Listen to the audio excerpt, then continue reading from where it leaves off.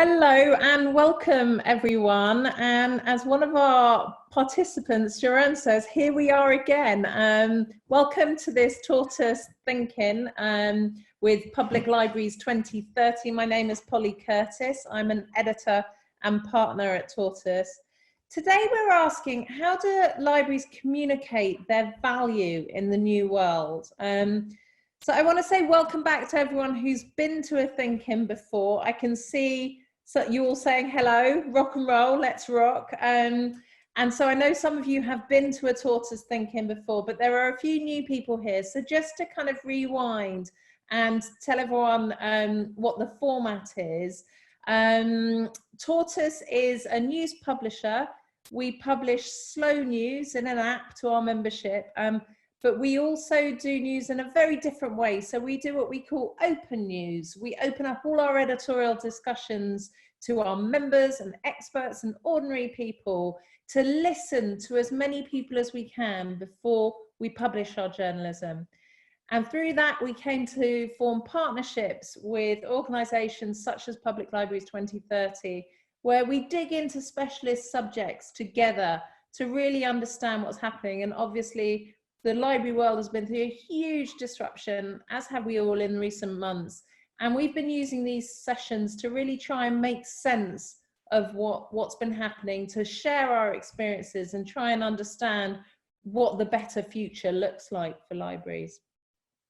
So the format of a Think-In is we have a very special guest here today, but you are all our special guests and we want to hear from as many of you as possible. So in a moment, I will introduce our speaker, but before that, I just want to go through the mechanics of it. So as some of you already know, you can put your thoughts and leave your comments in the chat where you're saying hello already, but you can also wave your digital hand at me to contribute to the conversation. If you click on the participants tab, a little grey button comes up that says raise hand, and if you click on that, if you have a go at doing it now, you'll make sure you can do it. You'll see a little blue hand pop up next to your name, just as David has just done to demonstrate. David's waving at us. So that's how you kind of contribute to the conversation. So yes, this is a forum to hear from all of you as much as possible. But first, we're going to have a welcome from Ilona Kish, the Director of Public Libraries 2030, who I know you all know very well. So Ilona, do you want to say hello to everyone? Yeah, hi everyone. I can't believe it's the last one already. Feels like, you know, we were going to do these all one after the other. Can you imagine how exhausting that would have been? So I'm really, really great to see so many of you. I want to say a final thank you again to the European Cultural Foundation for supporting us in this, and just I really hope that the discussion today will build on what we've learned in the last two discussions and kind of bringing it together, because this is a conversation that's really close to our hearts, you know, around messaging and how we're really talking about what we're doing that's good. And just really do use the chat. That worked really well last week. You know, if you want to say something or you just want to put some comments in, and I'll remember to slow us down for the non-native speakers, of which is most of you really. So thank you so much, Polly and David. Thank you, Ilona. Thank you very much. And I just want to congratulate Mark, who's currently trying to juggle 2 Zooms at once, which is quite an impressive feat. So yes, David Lankes is with us, Director of the University of South Carolina's School of Information Science, passionate advocate for libraries and their role in society. And David, it's really your job to kick off and inspire this conversation about communicating libraries' values in the new world. David, the mic is yours. Thank you very much, and thank you for this opportunity. It's been a great preparing and working with you folks, and always happy to be part of the PL 2030 crowd. So I'm just going to give a few general thoughts and things that we need to talk about in terms of advocacy, and really talking about how we demonstrate our value currently under the pandemic and moving forward post-pandemic, when and if that ever shows up. So let's see how that goes. The discussion that I've been having with a lot of librarians, directors, folks in the field began with a rather rapid and somewhat haphazard closing that happened rapidly at the onset of the pandemic. I should preface this by saying I'm sitting here in South Carolina in the United States, and I want to be very clear that I'm well aware that life is different in different parts of the world throughout the EU, different parts even here in the US. I'll talk a little bit about that. But in these conversations across both continents, in Europe and the US, things happen quickly. In some states, in some countries, it happened in a coordinated fashion with all public services such as schools and different social services. In some, the library closed faster or later than others. There are even reports, for example, of public libraries staying well after shelter in place because they were deemed essential. In other places, they weren't. The worry is that during that real sort of rapid move to close down, the message that went out over and over and over again was that the library was closed. The library is closing. We are closing the library. And what's interesting, of course, is it didn't close the library, it closed the physical spaces. Many librarians, many libraries, though it did take some a week or two, very much boosted and continued their online services. And so what happened is people heard, we're closed, when in fact we were available online. And I'll get to a little bit briefly about how that for many people is closed, but for many it isn't. And so there wasn't much nuance in that conversation, but that's the nature of a crisis. The worry is that now we're talking about reopening, and many people on this ThinkIn have reopened and have a better sense of the messaging that went on, is once again, how coordinated is that messaging?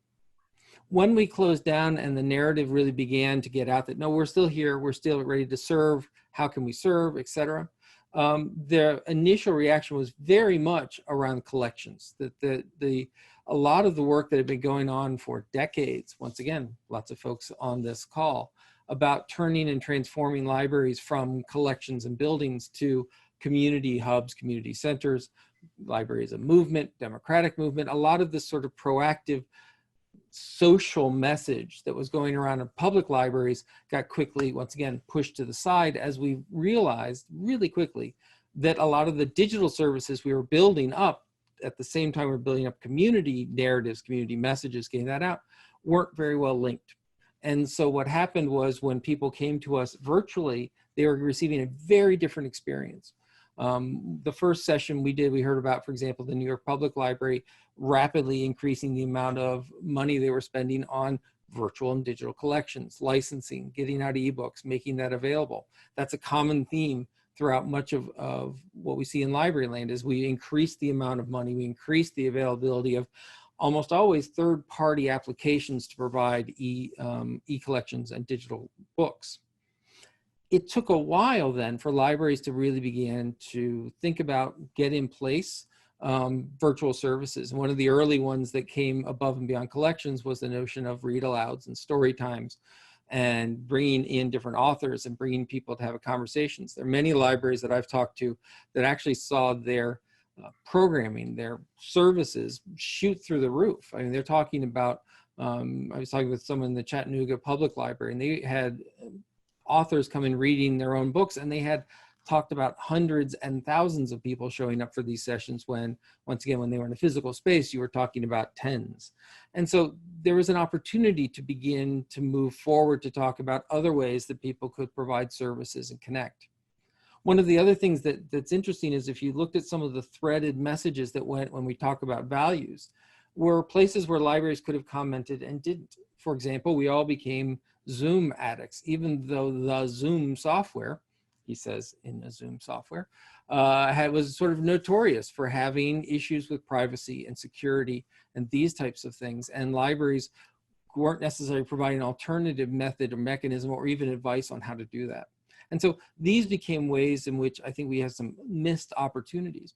What also very much happened, and I have to say, there was an attempt to get out information about COVID-19, about the pandemic. Almost always this messaging was led by government officials, of which we are part of the government, but in other words, it came out of health departments, which kind of makes sense, and this kind of information. That's different than what we've seen in the past 2 or 3 weeks with the rise of the racial protests, where we've seen libraries actually be very quick to get out resources to try and inform a public about everything from white supremacy to the notion of anti-racism to the idea of collections and authentic voices. And I think that we deserve a lot of credit for really trying to move ahead of this, at least in terms of the materials we're offering. We need to do concrete steps to address this, obviously, within our own workforce. So where we are now is that we're in the midst of a sort of huge set of uncertainty. And I think this is, once again, having conversations with my colleagues over in the Netherlands and the UK and in Denmark, this is where it's going to vary. Because in the US, there's a lot of discussion as libraries seek to reopen what that means. And a lot of these conversations aren't necessarily the external messages to libraries. I think there's a lot of anxious people out there waiting for libraries to open. That's what we've seen is when we begin curbside service, when we begin services coming into the building, they're lines, people are ready, and we're getting pushed in some cases by our governments to open. But there's an internal dialogue going on where not all librarians are on the same foot. There's a real disconnect between library management and library frontline workers in many settings about the safety of reopening. And this comes very clearly to what environment you're in. In environments where there has been clear, clean, consistent, and coordinated conversations at the state, city, national level, I think librarians have been ready to move ahead. I think where that messaging has been ambiguous, somewhat politicized, and changeable, we've seen librarians much more reticent to re-enter into face-to-face services. So there's really been this sort of lack of empathy between management and library staff that I think was something we need to address. But the last thing that I want to talk about, and then I will shut up and let much smarter people discuss, is really how we talk about our value and what the narrative is moving forward. And I think this is where we need to change. As a preparatory to some of this work, we also did a series of conversations, and I was talking with Sari Feldman and Haley Rich and a few folks who've done a really great job over here in the US in terms of library advocacy. And in that, we began talking about the phrase, the new normal. And the new normal is a phrase that is right up there now with in these uncertain times and unprecedented as phrases that we hate, right? Eye-rolling, horrible phrases. But what's interesting about the new normal is that it was almost always presented as a negative. These are the things we're going to lose and give up. The new normal is more, is no hugs. The new normal is having to wear masks. The new normal is not having availability or large crowds, et cetera. And I think it really is a time for us to shift it to a better positive in which we want a new normal. Because once again, what we've seen originally in the pandemic was a lot of conspiracy theories, a lot of, frankly, racial Chinese virus discussions. What we're seeing was a lot of discussion about it wasn't going well. Information wasn't coming out. It wasn't streaming. We had people not necessarily getting the right information. As librarians, we should not be thrilled by that. We should be out there helping to inform folks. The other thing is that led to an economic disaster. And one of the things we have to realize is that one of the new normal discussions will be how do we restart economies and the people who were hurt by those economies. But it becomes really important in the last couple of weeks with the death of George Floyd at the knee of a police officer, was as we've looked at in the United States and followed up by peaceful protests all around the world, in the UK, in France, in Africa, and different countries within Africa, we're seeing a new discussion about equality. We're seeing a new discussion about racial sensitivity, about institutional and structural white supremacy. And I think this is, once again, a really important time for us to stand up and make that message as well. So I'm going to argue for a new normal because the normal before the epidemic had real problems. It had a massive gulf in those who had access to the internet. As we schools and businesses and universities sent people home to do work online, we discovered how few people had connection online or good connections online or the skill set in which to work online. Mm-hmm. And what I've been really evident is all the work that has gone in across the European Union about digital literacy and digitization of services and preparing populations we were put to that test. And I think many of us saw failures, not necessarily from the library situation, but from national standpoints. For libraries, we closed the doors and left the Wi-Fi on, and so we became parking lots, connected parking lots, with, once again, not a narrative to push us beyond why that connectivity is useful. So I think we need to talk about a new normal, a new normal that breaks through racism, a new, really anti-racist, a new normal that talks about pushing for connectivity, not just in our buildings, but throughout our society, a new normal that talks about fluency, but access and voices for all. And so really, as we talk about an agenda as communicating our value, our value, I believe, is no longer just what we do within a building. Never has been, but even more so now, we need to be talking about an agenda. First on that agenda is quality universal broadband access. It's no longer enough for us to say we provide it in our buildings, because when our buildings closed, that answer went away. And we've seen across Europe, across the US, across the world, that everyone needs broadband access in which to access education, job opportunities, information, and safety information. And so we need to be continuously lobbying for improving universal broadband access around the world. And we now have new partners to do that, because now every company that sent employees home realized their home connection is just as important as what was going on in the office. And so we need to talk about really rallying a new consortium of people moving forward. We need to talk about workforce development and training. We have a lot of people that are out of work, and they're going to need to go back to work, go back to school, and we need to be ready to serve that population. We've done it before in economic downturns, but that's one thing that's going to be very important for us messaging back to our city councils, into our governments, talking about we're here to help the people get the new job. I see that I believe Maria is on the line, and we had a great conversation talking about the idea of democracy and making democracy real within our service planning. That we know that, for example, in Finland and Norway, they've written in that libraries are essential places to have democratic conversations. Now we need to put together assessments to see whether we're doing a good job on that. How do we evaluate it? Is it more than just say vote? How do we really begin to plan that? And like I say, I look to Marie for the work that she's starting on making that part of the criteria for planning services. We need to talk very much about essential health and well-being of our communities. We've talked about libraries as sanctuaries. We've talked about libraries for pleasure reading. We've talked about libraries for lots of things, but we need to talk about it as a place where people come to find meaning and wellness, including our staff. How do we really put people at ease, and how do we create a system where they feel empowered to be in directing their world? Because we're going to have a lot of people coming out of self-isolation, coming out of a lot of what we're doing.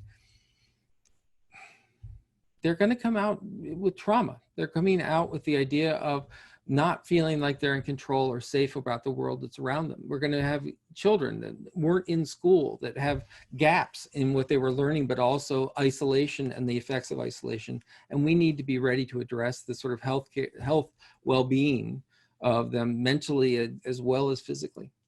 And finally, we need to really define what we mean by an essential crisis response. That what happens is, like I say, the conversation's going on. Does essential mean open? Does essential mean virtual? And what is the role that we play in it? And as we look at that, that becomes important, because if part of our essential response is to provide data, information in the university and research environment, we need to talk about copyright. That's the thing that came up over and over again, which is as we move to our virtual services, we ran into intellectual property issues on a regular basis. We ignored half of them. But wouldn't it be great if we actually began to address that for a long-term situation? So that's how I just like to start the conversation, which is I think that libraries need to push for a new normal agenda. I think it needs to be anti-racist. I think it needs to be very much about equity of access and broadband. We need to be preparing people for working online for new jobs, not just because of a pandemic. This is just an accelerated direction we were going in anyway.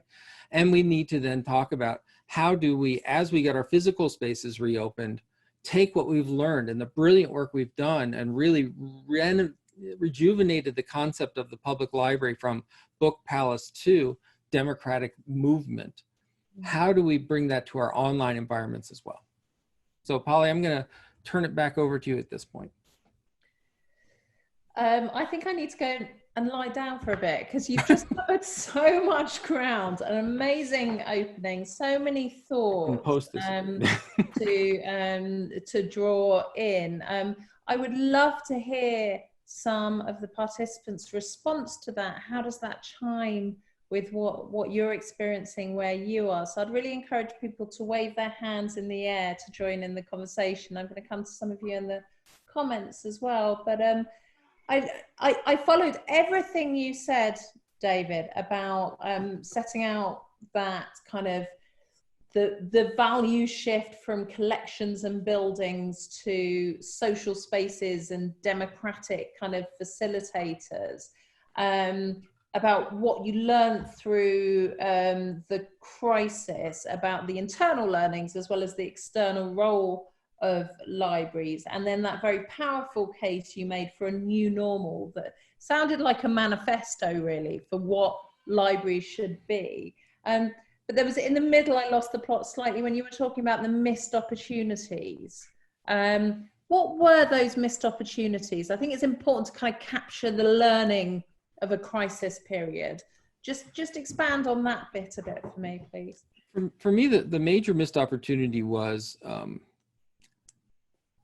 one, in our closing, how that messaging went out. And I noticed Marie's comment, which I'd like to agree to, which is everything is very much context. One of the things that public libraries have done is move from one image of public libraries all around the world to images of public libraries, sometimes down to the street and neighborhood level. So a lot of the new normal agenda here is about a platform on which that happens, the things that we can agree on, as opposed to the universal definition, which restricts us to. I think when we closed, we lost an opportunity to educate our communities that we were more than buildings. That happened. We sort of made up for that a bit. We saw, I think every librarian I've ever talked to said that their virtual card offerings and people signing up for cards shot through the roof. So people found us, which is fantastic. I think that the other part of that is when we looked at COVID-19, a lot of us defined it as a public health only situation, and not looking at ways in which we could have partnered with public health in which to provide and amplify common sense and medical information. We did some, and I don't, once again, this is not a universal thing, and I'm sure there are people on here that can talk about it, but when we looked overall, we really sort of moved into an area of collections. And I think that those, and now and like I say, I think we're doing better as we're encountering the new wave of crises, and particularly around the idea of equity within race, within our societies. So thank you so much for that. Really fascinating. One of the things, I'm going to come to Marie Ostergaard in a moment, who's got her hand up, but I just had one more question, which is, through this series of ThinkIns we've been doing together, and I've also done a series with Libraries Connected in the UK, what's fascinating to me as an outsider is the diversity of views about what the value proposition of a library is. It feels very much like a sector going through a huge change and trying to work out what its identity is. And David, my question to you is, does it need to be a consistent kind of role within society? Can a library be a different thing in one high street and another high street, let alone one country to another country? Because it feels like there's very much a journey from, you put it beautifully, book palace to democratic movement going on, and people are arriving in very different places. I think that active, lively, and vital fields are constantly going through redefinition and reframing. We do it on a regular basis. I think one of the massive shifts that actually what you're pointing out is actually a shift I see as positive. In other words, it used to be a matter of trying to find the universal definition and class. I think what we've seen is that we've become much more community-centric and community-focused. And that means that, yes, the value of a library is going to be different from street to street and place to place, how we make that argument. What I think is important universally, though, is to let people know that. In other words, to fight nostalgia, where people think there's a universal library for all. and don't spend the time to go and find out how this is really shaped around their needs and their community needs. And so it's not so much that we need a brand new definition. It's the fact that we need a new relationship with a lot of people who aren't engaged with libraries and have a very old-fashioned sense of what they are. And so things like broadband access, things like workforce development training, all of these things is an area for us to reintroduce ourselves, which we need to reintroduce ourselves constantly. Communities are shifting and changing. And so the internal dialogue about what our libraries are, I really don't see them. I see there's this acceptance that libraries are different for different people, and what's common is the librarian and the values and services that they bring to their different communities. I think that's a positive change. The days of trying to come up with the universal standard, the universal definition, the universal footprint, the universal things of libraries, I think is past. And I think that's the message that we need to get to our communities. Thank you so much for that. Thank you. I'm going to come to Marie next, but I just wanted to say one of the core principles of this format we've created called a ThinkIn.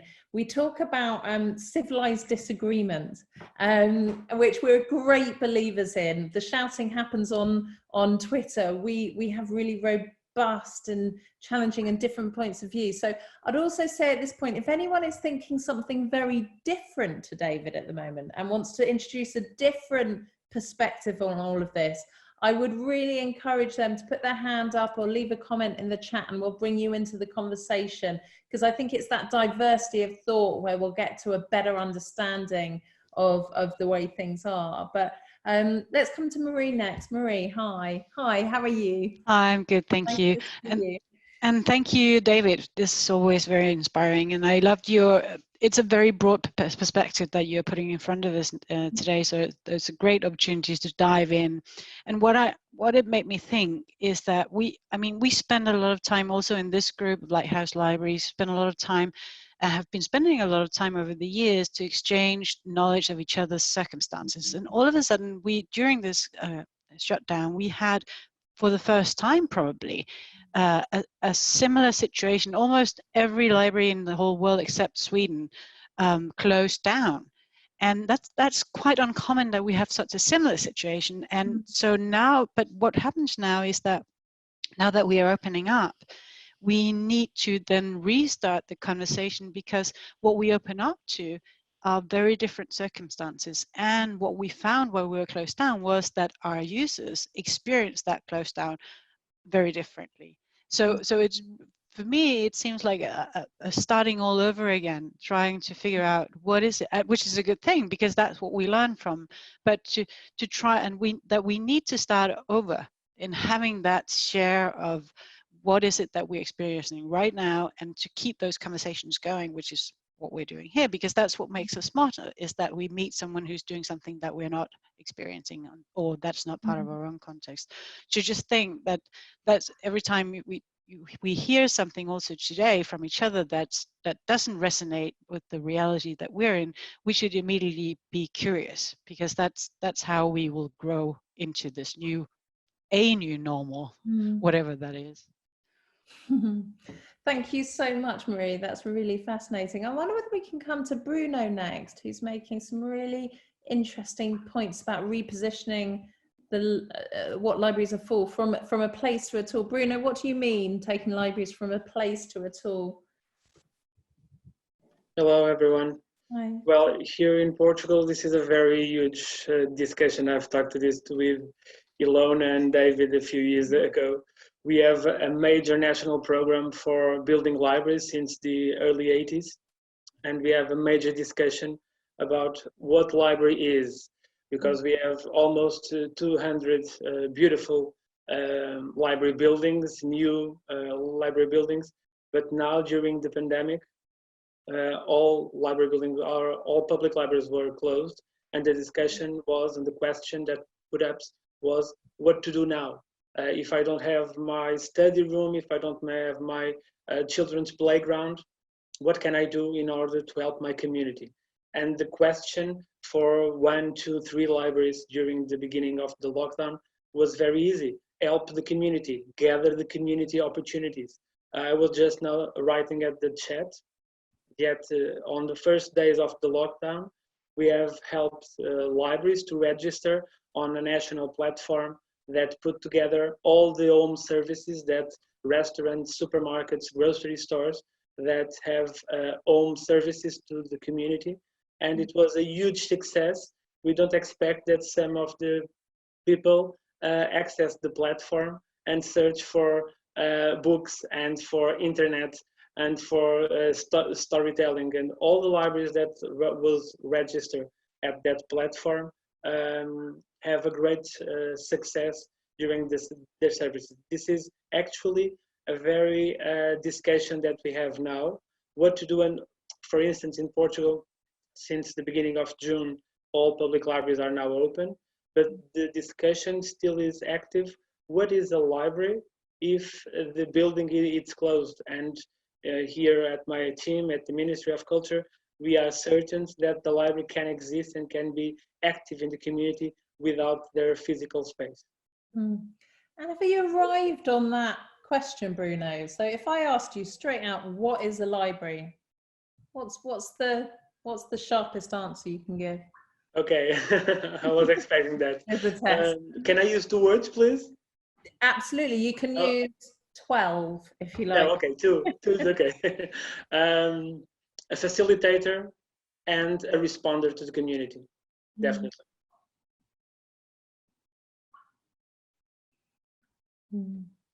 Is it still about information? No. Well, not only information, of course, also information, but facilitating things. I was reading an article a few days ago about library as a second or a third responder, specifically in the US, of course, when all these social and natural disasters are very regular.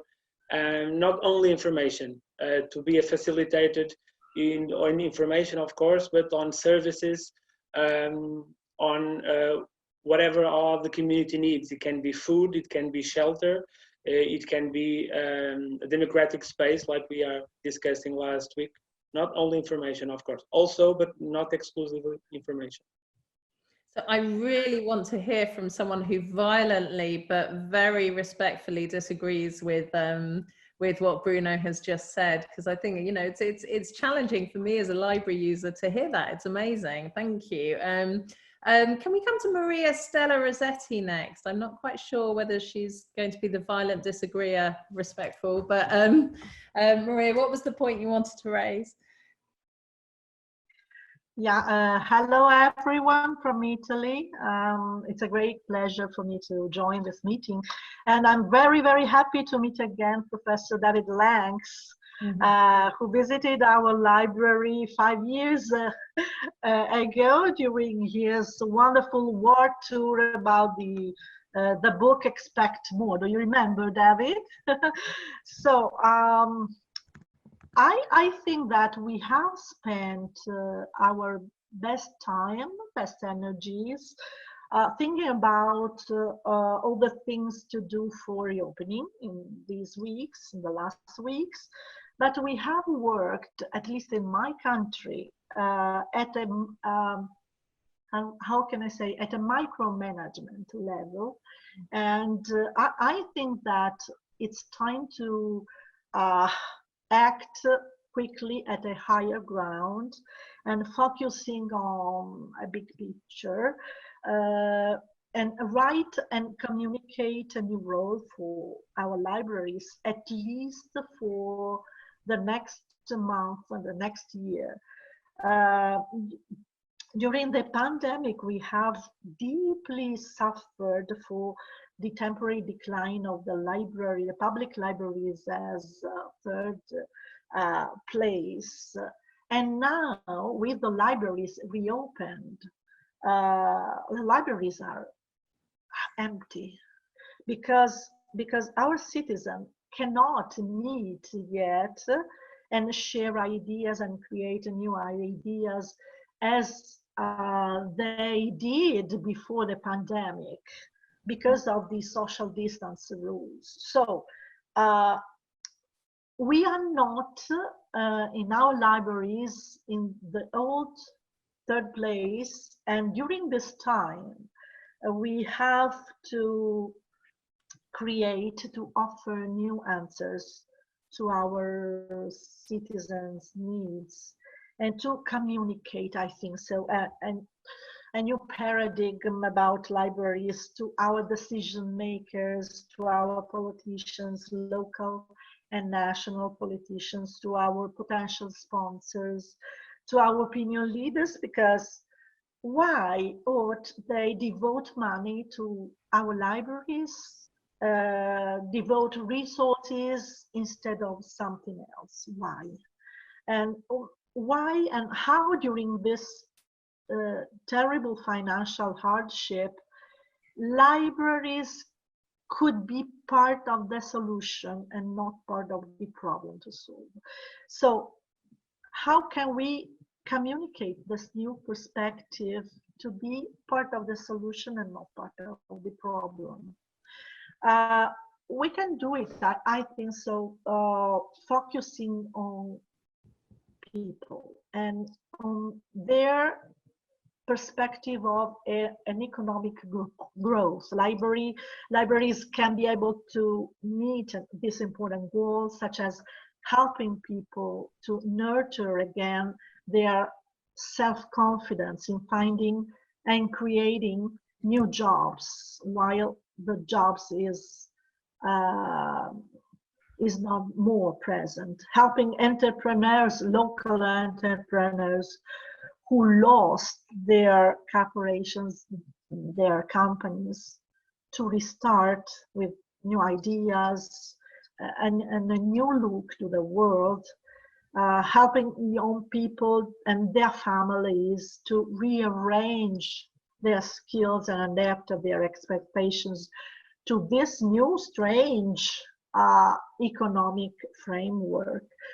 If we are able to communicate our libraries as levers for our economic recovery, I think that at least in our country, it could be a good chance and a good challenge for our libraries. It's only an idea I would like to share with you. Thank you. Amazing. Thank you very much for sharing that. I mean, but between you and David, there's so many different roles that a civic space like a library could fill. Democracy, health and well-being, retraining, entrepreneurship, and business. I mean, there's a lot of different directions in there. Fascinating. But a question occurred to me as you were speaking. Maria, do you think libraries could exist without a space? If you just remove the space permanently, can a library be a thing without any kind of space?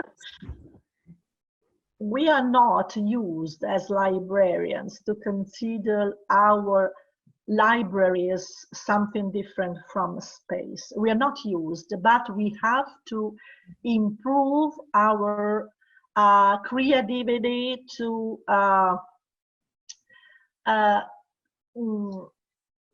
offer new ideas about libraries and consider the libraries not only as space, but also as a large amount of opportunity, physical and digital and everywhere. So that we are not used. We have to change our mind,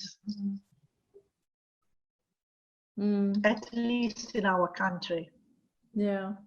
Thank you so much for that. It's fascinating. Can we come to Martin Lamas next, who is talking about a digital platform they created in Amsterdam. Martin, did you create a library without a space? In fact, we are, because of the Corona crisis, we felt the urge to organize something in the city in a very rapid way to give people the opportunity to find an answer to questions they had. We did this together with the local government, and what we created was a digital platform with some chatbots in it that gave answer to the most common questions, but also with a sort of a help desk behind it. So when people asked a question that couldn't be answered by the chatbot, we could intervene and create some personal contacts by telephone or by email. And it was all meant to sort of create an answer to the necessities of people in the city that couldn't leave their houses, but still had a lot of questions about either health or social problems they experienced or whatever. We created it in, I think, 2 or 3 weeks' time. So when the crisis started here, when the lockdown started, it was somewhere the 3rd week of March. And we had the platform 3 weeks later. And it's very successful now. It's being used by a lot of people. So I think we did the right thing to sort of have a function as a library, as a platform that helps people find each other or find the institutions they are searching for. Martin, thank you so much for that. Will you go back to the way you were before, or will you combine the models? We absolutely will combine the models. It fits in a long-term plan in which we really want to mix the physical and the digital functions we have as a library, because we think a library is about information. It's about dividing information and knowledge, and well, you cannot do it only in a physical way. You have to combine it every day in every aspect of the work we are doing. Martin, thank you so much. We've got a couple of disagreeers I would like to come to next. I'm thrilled to learn. GV1010372, as you are snappily named. My colleague tells me you're called Giuseppe, is that right? Yes, well, welcome. Is your volume on? Can we unmute Giuseppe, or is there a problem with the mic? Yes, I will. Perfect. Hello, we can hear you now. Can you? Yes, perfect. Okay.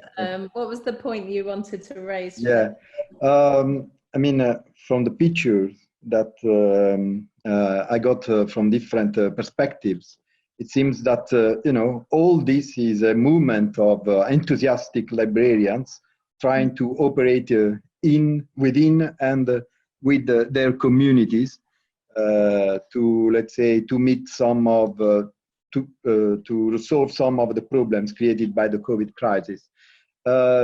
EBLIDA, my function is director of EBLIDA.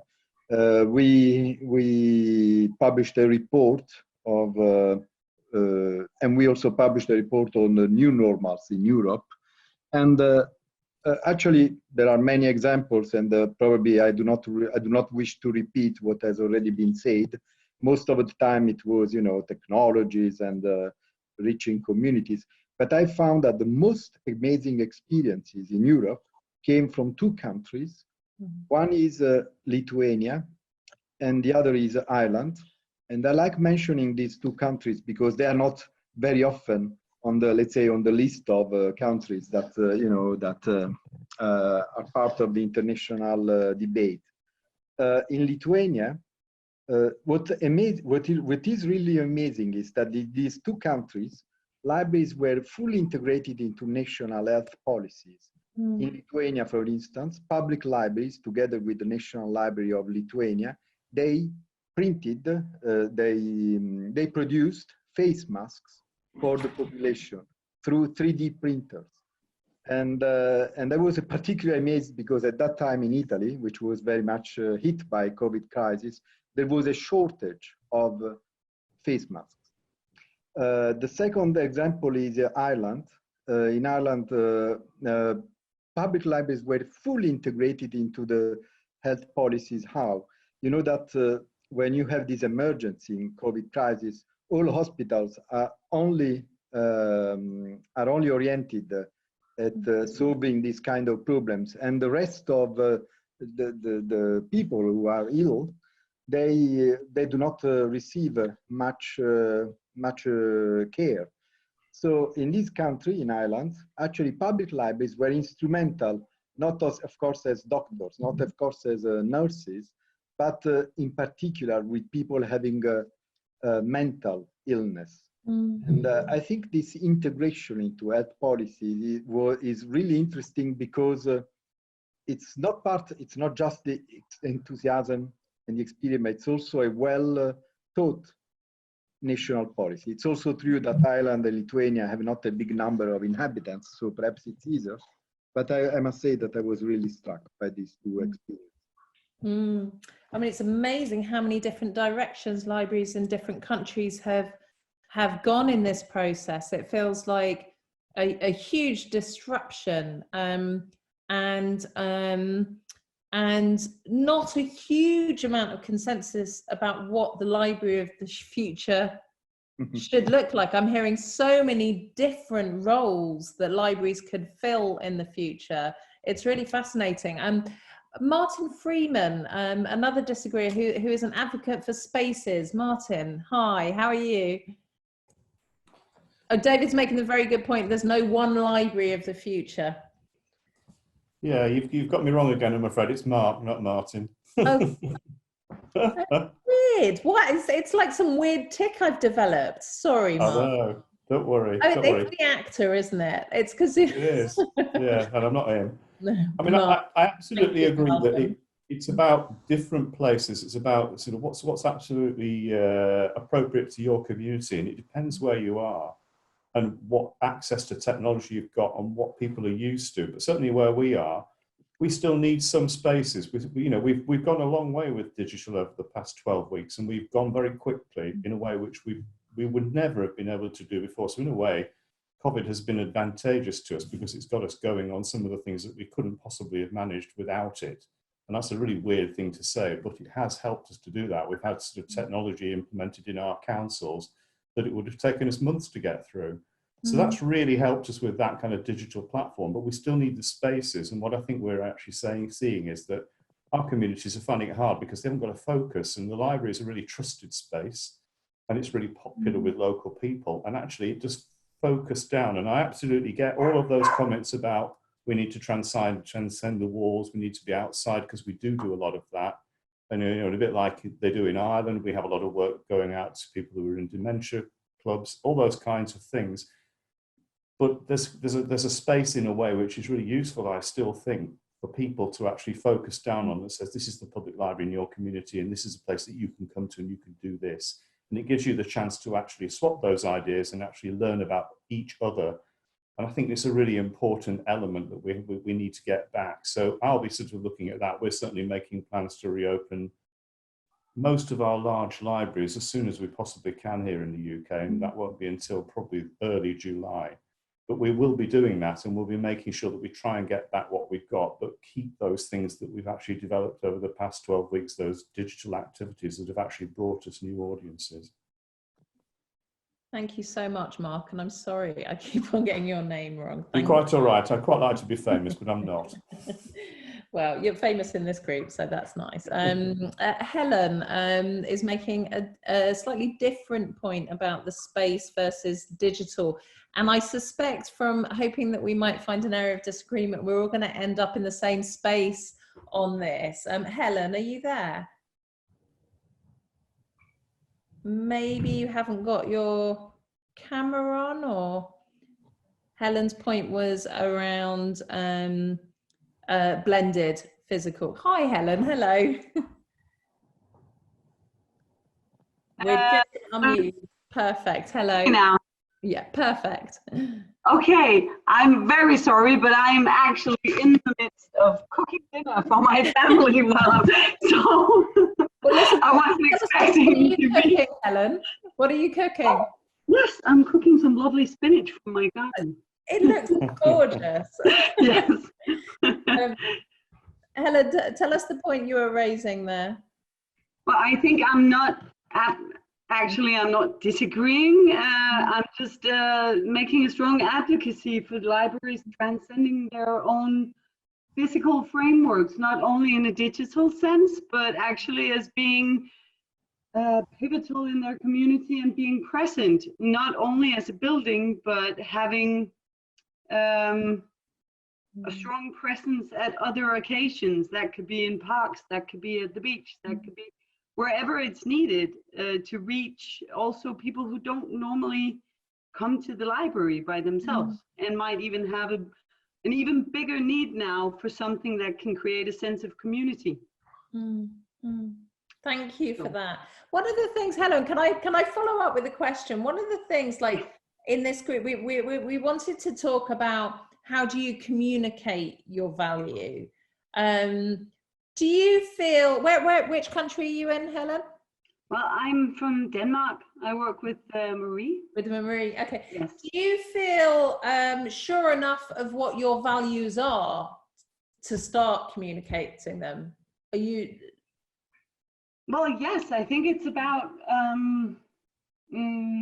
trying to narrow it down to the essence of what a library is, of being a vessel of empathy for your community, a vessel for curiosity, and for learning experiences. And that can happen anywhere, and we can be the facilitators of that in so many other places than in our own buildings. I do agree, though, that our buildings are sort of crucial in a community as a mark, but and symbolically as well. I do believe that they are expressing the values of a library, but I think we can take that anywhere. Thank you, and enjoy your dinner. Thank you. Thank you. I just wonder, we're getting into the last kind of 5 minutes. I'm going to come very quickly to Elizabeth, who's got her hand up, and then I'd love to come back to Ilona and David just to give some wrapping up reflections on the conversation. Elizabeth. Yes, I'm from Sweden, and we have had almost all public libraries open during the whole period of the pandemic. And what we have found is that even though elderly people has been pointed out as high risk groups, they still visit the library. So the conclusion I could make from what have happened in Sweden is that the library is so important in people's lives that they are willing to risk to be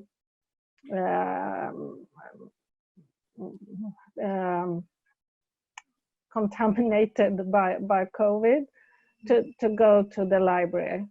So I have been visiting my local library, and it's lots of old people, 70 years or so, using the library as the normal behavior, reading newspapers, using the books, using the computers.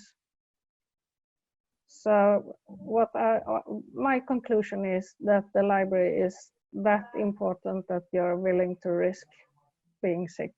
That's a great reflection. Thank you so much, Elizabeth. Ilona, should we come to you briefly, your reflections? I'm not sure we've really cracked the how do you communicate your values. I feel like the conversation is still focusing on what the value is. Ilona, what do you think? I mean, you know, lots of things to pick up, but I think what will be interesting for us to take forward will be that this is a moment of opportunity and threat, and that the libraries have seen the possibilities that they have massively reduced, and that they're coming back into an arena now. And I think that libraries' value is often contested. So I don't think we as a European community have to have one idea about what a library is, but I would argue that a library authority, or, you know, within a certain constraint, really needs to think about what their policymakers and what their funders are going to be receptive to right now, and how the libraries can use this moment to demonstrate that need for a space, to demonstrate that need for some of the services that libraries are offering now. It might be different in one country to another, but I do think there's an opportunity here, and I think there is also a potential threat, and both of those could be motors for some more focused messaging from the library sector. And that's what I think we need to think about. Thank you, Helen. Thank you so much. And David, a final reflection from you on the conversation. There we go. You hear me all right? All right. Perfect. I think that the one thing we know about messaging and how people learn or get convinced of our value as universal and as true now as it was 30, even 50 years ago, which is the best messengers for that are not us. It's the people we serve. And so the idea of every library being slightly different based on its community gives us a great advantage to say how we advocate also changes by that community, whether they need to go to a local council, whether they need to go to a mayor, whether they need to go to some other institution they're reporting to. And that what ultimately happens is, and I very much appreciate the survey from the Swiss, and I very much, for the Finns, and I very much appreciate Sweden's situation, which is by demonstrating our value, by helping people, part of what we need to do is also energize them to communicate that value to decision makers. And so things like the poster that Bruno put together, we heard lots of options, but it all comes down to the idea of we don't need a universal global message of what a library is. We need a very local message to what a library is to that community that is benefiting. And we need to be upfront in asking for their support to go out and advocate on our behalf to decision makers. But it begins with the moving from transactions and here's some books and here's some information and here's what you need, to moving to relationships about how are you doing? Are you okay? Where do we want to go from here? The two stories that stick with me, and then I will shut up. When the libraries were closing, and my question, I sent it out on Twitter, said, we're not really closed, right? And one answer was no. And the first thing this public library did was they got on the phone to their regulars, to their at-risk populations, primarily seniors, to make sure they were okay. That kind of relationship, that's facilitation, et cetera, that turns into those folks going and saying, I need my library, I want my library, I push it together. But we need to understand that it is ultimately a partnership, because at the same time, we don't want to put all our workers in danger. For that, we need those people we serve to also understand that they need to protect us, not only financially, but they also need to physically protect us and what we're doing. So bottom line is, I think what we're hearing is we're communities, we get our communities energized. We also need to talk about our communities being mobilized in terms of supporting what we do.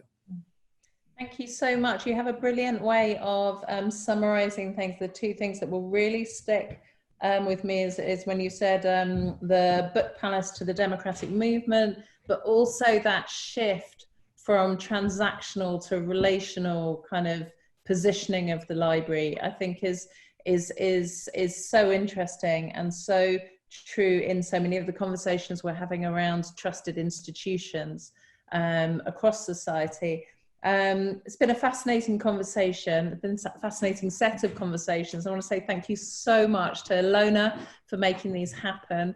As ever, we will send a follow-up email capturing the main points of this conversation, so you've got it for your record and to share with everyone. Thank you to David as well for speaking.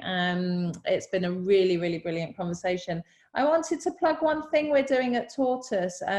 On June 25th, we're doing a global facing education summit, taking the moment of the disruption of COVID-19, but also of Black Lives Matters, and questioning what we learn and how we learn. And we've got an amazing array of speakers from all over the world. And I thought that might be of interest to your group. So I'll include that in the email that we send out. And thank you, Helen, enjoy your dinner, and to everyone who came here today, and to Mark, whose name I will not get wrong again. We'll see you all again soon. Thank you very much. Bye-bye.